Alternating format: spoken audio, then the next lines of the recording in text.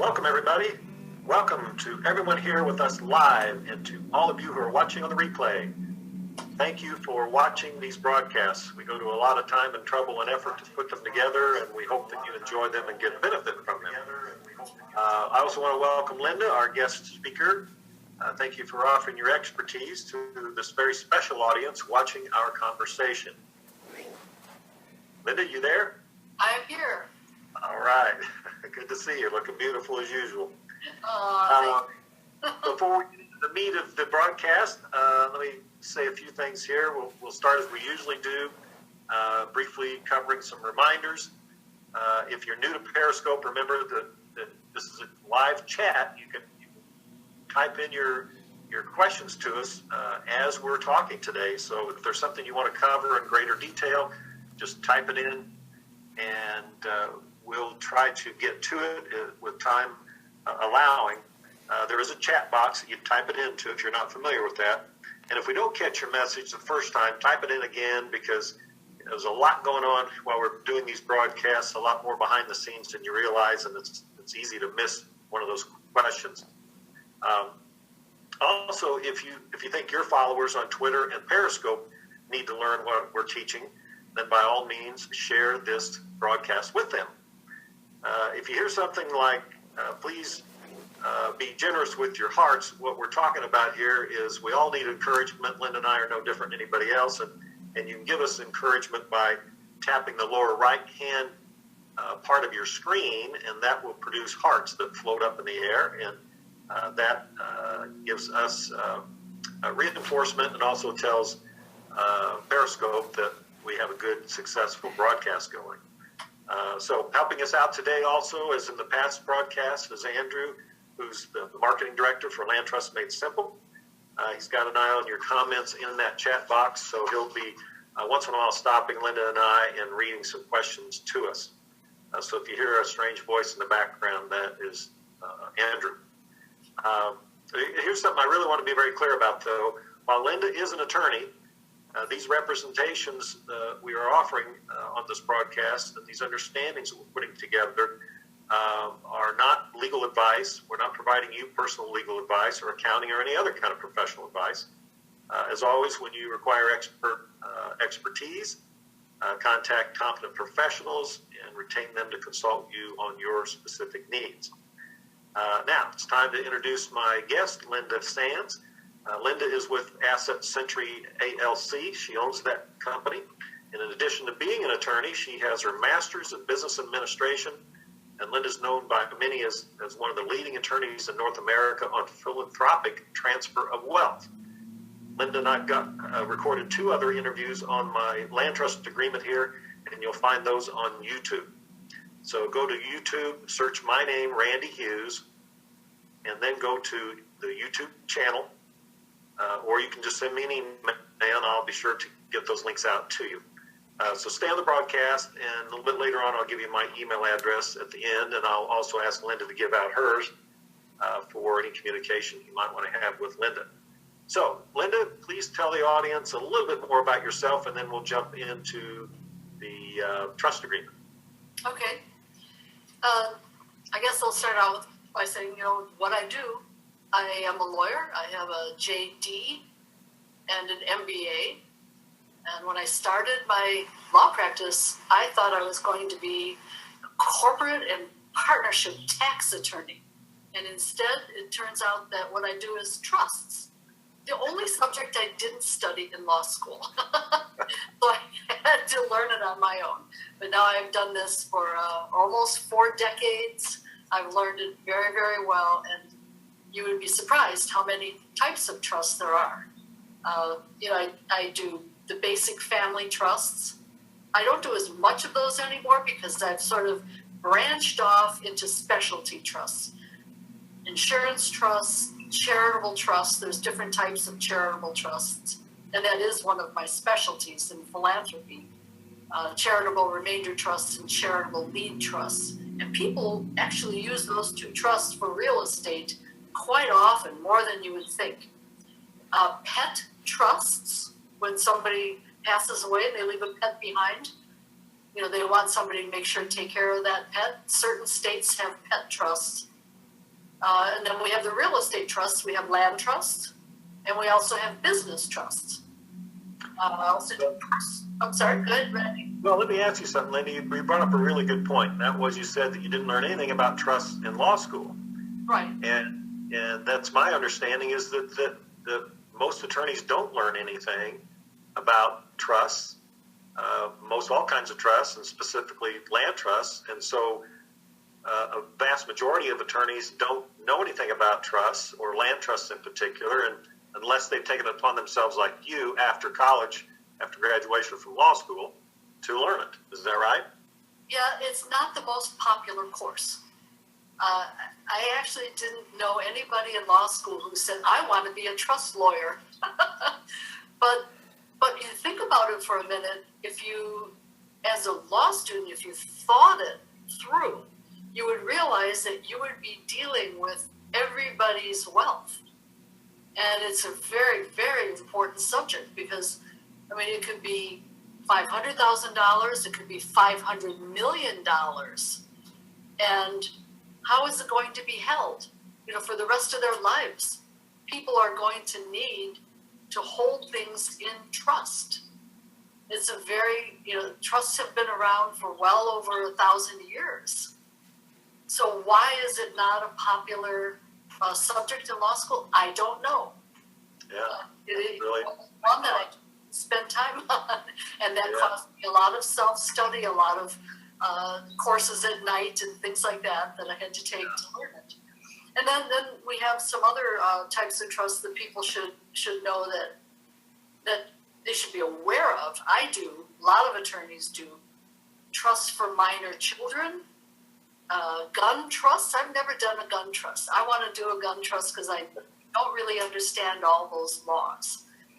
There's something called a defective grantor trust that high-level wealth, high net worth people use. There's dynasty trusts that last for generations.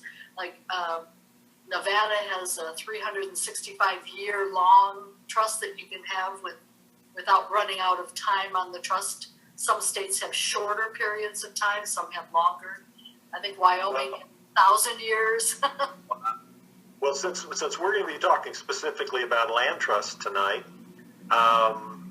just out of curiosity, if somebody just walks in off the street and asks you to create a land trust for them there in California, what do you charge for the basic land trust? Well, I have two ways that I do it. One is if somebody just wants the land trust and the deed into the trust, and that is $1,650. Probably they'd be better off if they took a fuller package where they had the trust, the deed, and all these related documents. If it's a rental unit, they're going to, especially in California, they're going to need a document for management of that property. They might want to assign the beneficial interest. They might want to remove a trustee or reappoint a trustee. We have a lot of different related documents. And if they want that whole package that's designed for them, so it's their template, and it has all of their information in, that's $2,450, and a lot of email support that goes along with that. All right. Well, thank you for that, and let's jump right into Randy. Where we left off at the last broadcast. Randy. Just to remind everybody, we are limited to the amount of time that we can be on these broadcasts, so that's why we kind of keep things going quickly. Where we left off was on page 3 of 33 pages of the 5.0 land trust version of the trust agreement.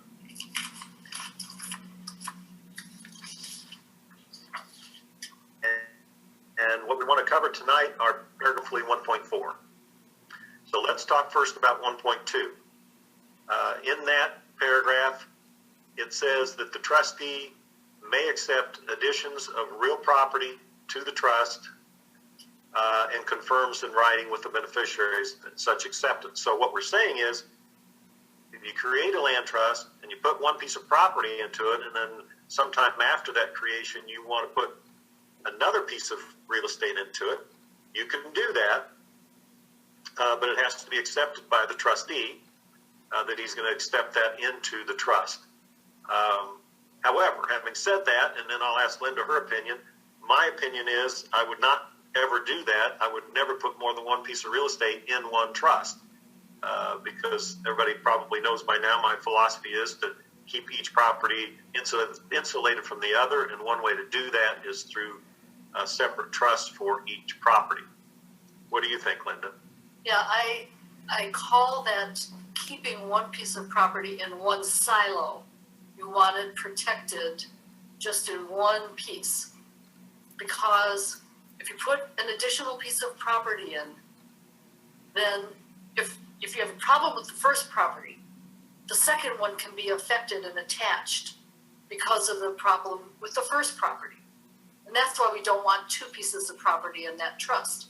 And another point I want to make on that is I've been asked many times, okay, if I paid for this trust and you set it up for me, and I bought a piece of property and I fixed it up and I flipped it and it's gone and it's sold to a new buyer, now the trust is empty.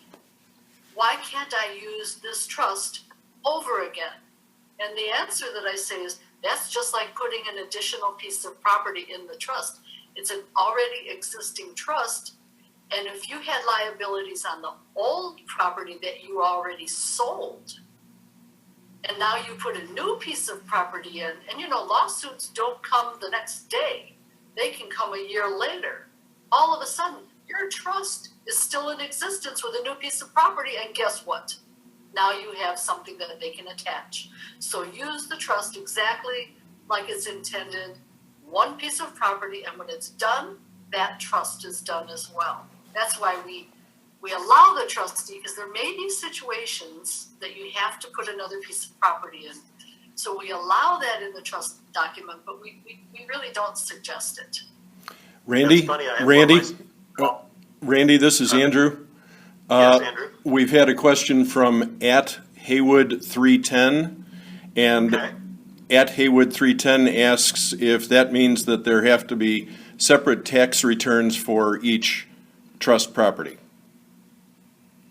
Well, the answer to that would be no, because number one, land trusts don't file tax returns. The beneficiaries of the trust do, and if, let's say it's an individual that's the beneficiary of both trusts, they would file their tax results on their Schedule E on their 1040 personal tax return.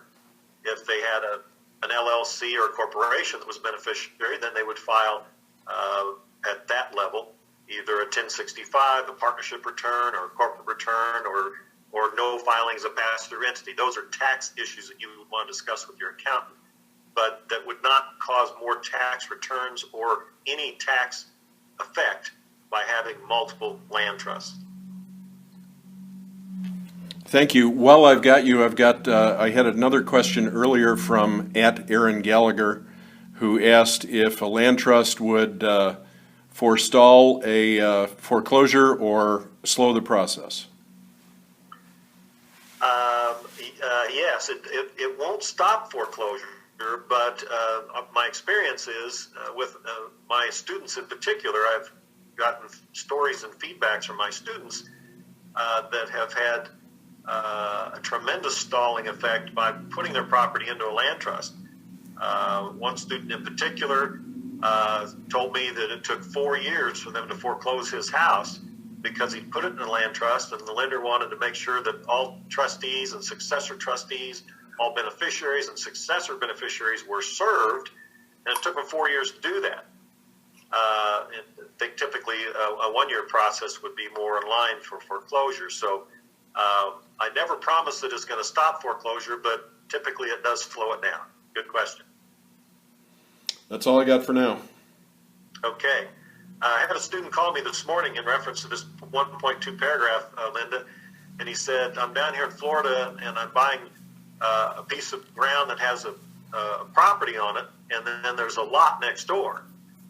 He said, should I put both those in separate trusts? And I said, well, do they have separate tax ID numbers? And he said, yes. And I said, yes, then put the vacant lot in one trust and the house on the other lot in a separate trust. Because you certainly don't want somebody walking across that vacant lot and falling and cutting their eyeball out and then suing the owner and it being attached to both properties. So another good analogy of what you had just discussed. And a different trustee. And a different trustee. Good point. Randy, Okay, we had a question from @OAGBAI, and the question has escaped me, so I wanted to ask that person to repost it. Repost that question, please. And while you're doing that, we'll go on to paragraph 1.3, the deed to trustee. The title of any deed to real property in the name of the trustee, the titling of any deed to real property in the name of the trustee as trustee of this trust or any successor trustee of the trust shall be deemed to be a transfer to this trust. The trustee and the beneficiaries agree that when the trustee has taken title of the property transferred to it and accepted by it, that the trustee will hold the property subject to the trust purposes and conditions and the purposes and conditions contained in the instrument conveying the property. So what we're talking about here is the form that you all received from me when you purchased your home study course called the deed to trustee. And it's the proper way of putting real estate into a trust. Just to review a minute, you need to have the trust agreement executed by the trustee and the beneficiary prior to the date of the deed, because you've got to build the house before you put furniture in it. And so the trust agreement is the house and the furniture is the real estate. So make sure that you always execute your trust agreement at least a day prior to the filing of that deed. Now, there are different kinds of deeds, and I want to ask Lynda her opinion here on something, but let me just point out that we're talking about, in this paragraph, a deed to the trustee, not a trustee's deed. And we'll ask Lynda to explain the difference between a trustee's deed, a deed to the trustee, and a trust deed. So, Lynda, could you take it from there? Okay. There are different, and I'm very sorry that this is true, but there are different usages of the word deed and different usages of the word trust. And when they put them together, it becomes very confusing. So if we start out first with the fact that a deed, whether in any state, it could be a warranty deed, which says I guarantee that this is good quality property, or a grant deed, which is what we use in California, which just says I grant this to this other owner, or a quitclaim deed, which says whatever I own, you get, which may be nothing. So those are three basic types of deeds. Those are vehicles for transferring property from my hands to your hands. And then we have a deed that goes into a trust. So we have to say the trust cannot own the deed. It's the trustee that owns the deed. So that's a deed, and it's either called a deed in trust or a deed into trust. But it still conveys the property to the trustee as the next owner. Then we get this very confusing use of both words, and there's something in many states called a deed of trust, which says somebody is going to hold this asset and have a power to sell if the person on the loan does not pay. So a deed of trust is, in essence, the mortgage document. There are some states that have mortgages, some have deeds of trust. If you have a mortgage, you've got to go to court and have the judicial foreclosure. If you have a deed of trust, you've already told, when you bought the property, you've said to somebody, hey, I promise to pay. And if I don't, you have the power to come and sell my property. So that's a deed of trust. So here we have different usages of the same words over and over. And then you have a deed that goes out of trust. which is often called a trustee's deed because it goes to the new person out of the trust to a new owner. So it becomes very confusing. And in 1.3, what we're saying here is that this is a conveyance of ownership from one person to another. It has nothing to do with mortgages or deeds of trust. It's just conveyance from one person to the trustee or one entity to the trustee. But let me just say, Randy, I had a phone call from a realtor this morning, and we had a big discussion about what kind of deed she was talking about.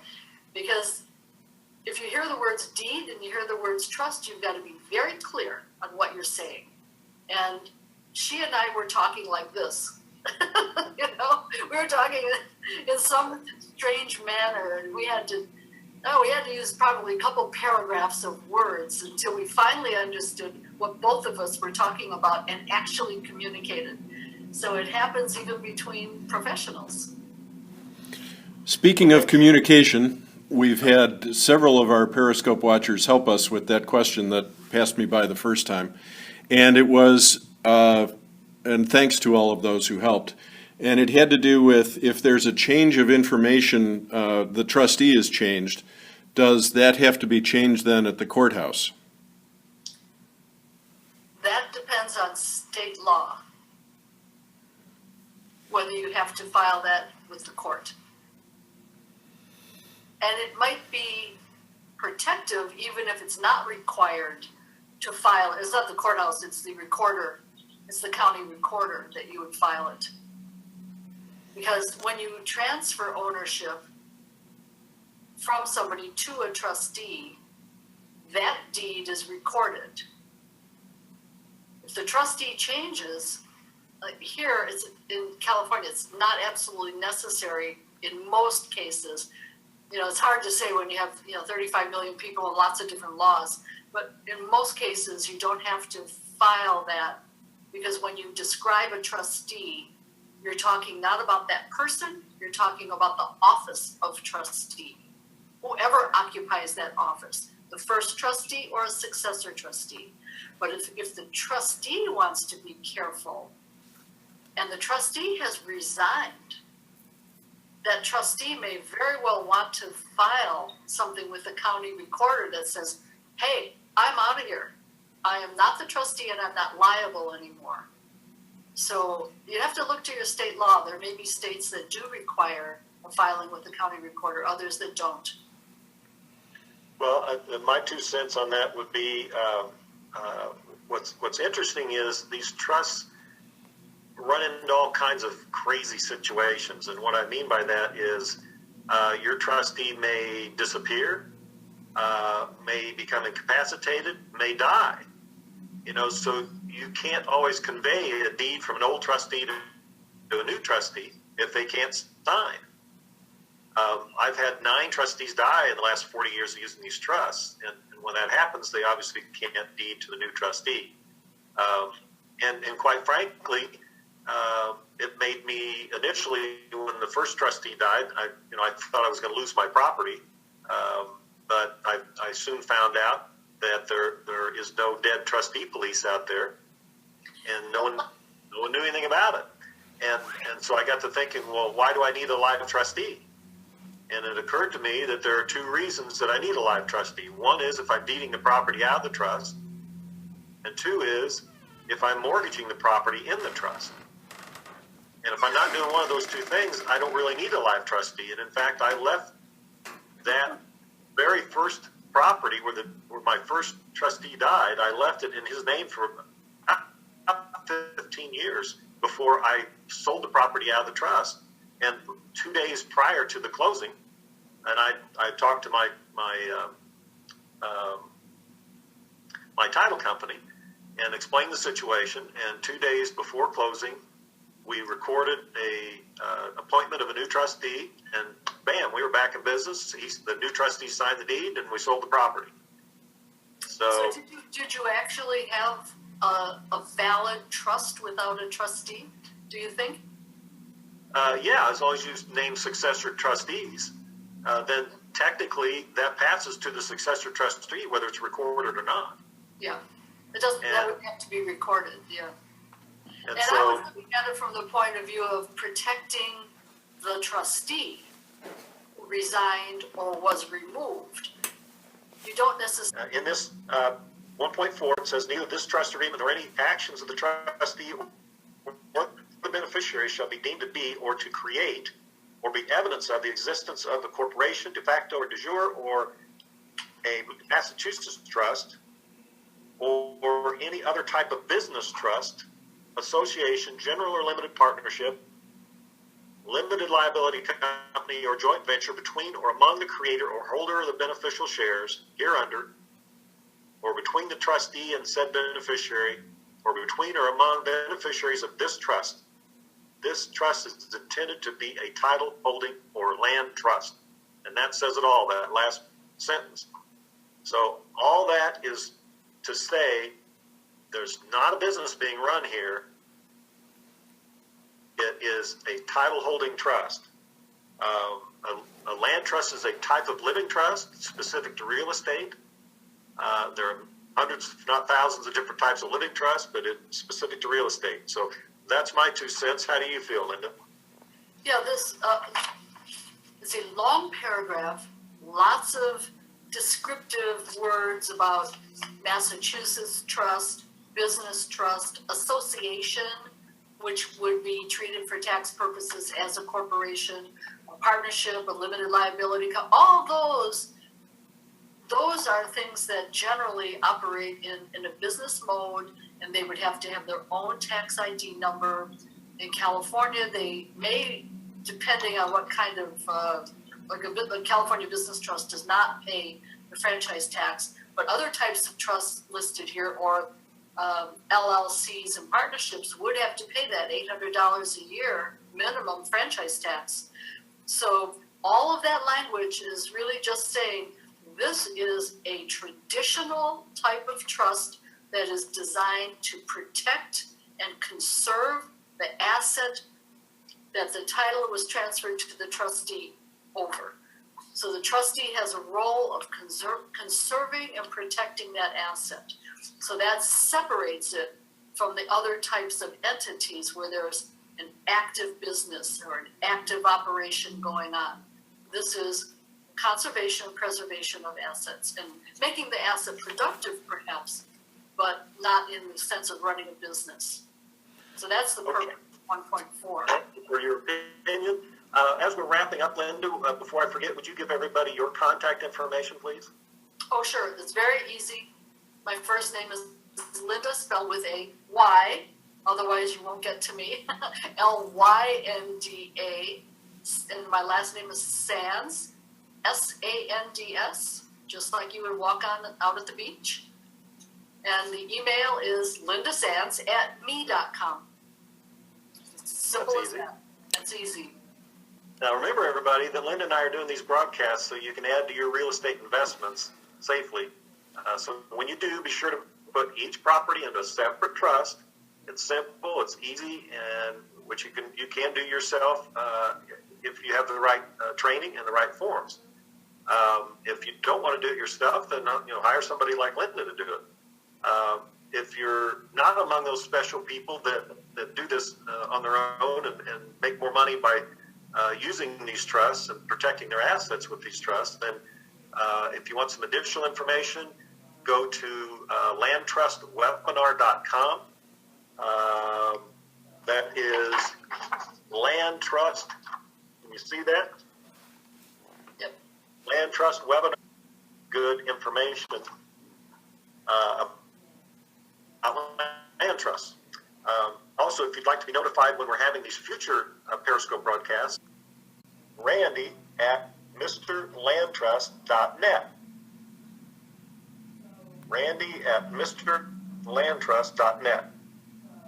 That way I'll add you to my email list and you'll know in advance to tune in. And you can also follow me on Periscope and Twitter at Mr. Land Trust. Randy, we have a couple of questions in the time that we have left. Okay. At Eviction would like to know where he can find lenders who will lend into a trust? I know you've got an answer for that. Well, which is a membership driven of land trust friendly lenders. Those students get a list from me of land trust friendly lenders. Now, it's not a complete list. It's just as many as I've compiled in a few states. But other than that, we try to help each other out. Once a month, we have a training call on a Saturday morning, and I have students from all over the United States of 4 countries call in, and we talk about these subjects, and we'll help each other out with that kind of information, as well as LLCs, corporations, privacy, and asset protection issues. So if you're interested in the Land Trust University membership, you can go and get more information at my website, which is landtrustmadesimple.com. That's landtrust with an S, madesimple.com. And what was the other question, Andrew? At Haywood 310 was wondering if either one of you could address they feel that California title companies are making it nearly impossible to insure a trust. Lynda, why don't you address this? We've talked about it many times. Yes, this is a major problem. There were scam artists during the recession that used land trusts, unfortunately, in ways that have sullied the vehicle for all of us. So because of a few bad apples, we're having a lot of problems with title insurers. There are some who will work with a land trust, but you have to explain to them that this is a traditional California living revocable trust, a revocable living trust. It is no different than what a family uses when they put their assets into a trust to avoid probate. I have to say that it's become a real problem in California, and Randy and I agree it's a problem, and I have had more conversations with the underwriters trying to get them to understand that this is an acceptable trust under the California statutes that provide what is a valid trust. And some of them just don't want to hear it. They just don't want to listen. So one thing we can throw out there, Lynda, to those folks in California that has worked pretty well, and that is just take the word land out of your trust agreement, because it is still a living trust, and the title companies are familiar with living trusts, and they just freak out when they see the word land. So you might just go through and remove the word land from the trust agreement and then approach the title company and see if that works. Yeah, that helps with some of them. Others who, where the underwriter reads the entire, because they require you before they will issue title insurance that you submit the trust agreement. It used to be you could do a trustee certification, but now they really want the whole trust. And if they're knowledgeable about land trusts, they'll look at that and say, oh, this is a land trust. And then you're in that argument and negotiation and discussion. But there are some underwriters who are smart, and they understand, and they will work with you.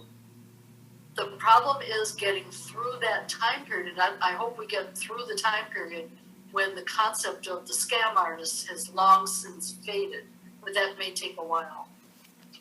Okay, I think we're just about out of time, so we again appreciate everybody's time for attending the broadcast, and we will notify you of the next broadcast, which will hopefully be in July sometime. We have not set the date, but we'll notify everybody. So again, if you want notification in advance, send me an email and put "add me" in that subject line, and that was to randy@mrlandtrust.net. So thanks again for watching, everybody. Be sure to watch our next broadcast, and until then, to your success. Good night.